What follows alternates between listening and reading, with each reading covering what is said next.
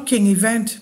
A sculpture of the fallen archangel, we're talking about Lucifer, Satan, was placed in a Christian chapel in Brugge.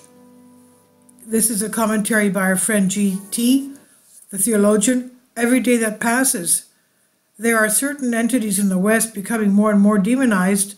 Their attachment to the wild and hell takes on the dimension of a cult.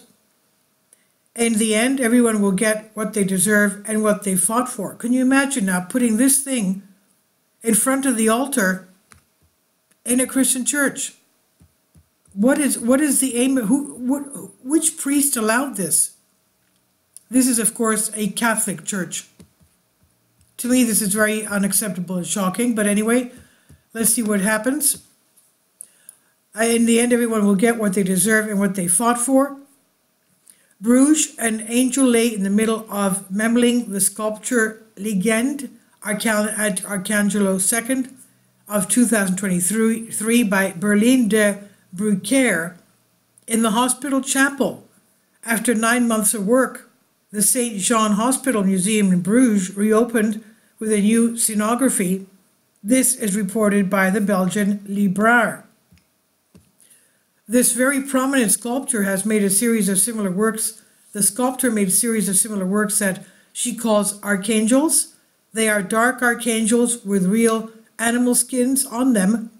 She says that her work is influenced by her father's butcher shop where she grew up, and the rot and decay have a dynamic, and that this series was inspired by, quote, the flowers of evil, and quote, by the poet Charles Baudelaire, who together with Arthur Rimbaud belongs to the so-called cursed poets of French poetry. The sculpture of the fallen archangel was placed in the chapel of Brugge, the work called Recumbent Archangel, and in her works the sculptor says she usually gives numbers and not names. They put the fallen angel inside this temple. In the end, they will worship Lucifer inside the temple, it appears, and the most disturbing thing is there are no reactions to this. What's happening to the West? Are they heading towards their end as a civilization that has reached a dead end?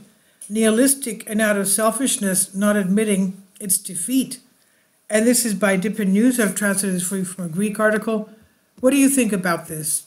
Would you accept something like this in your church, in front of the altar of all places?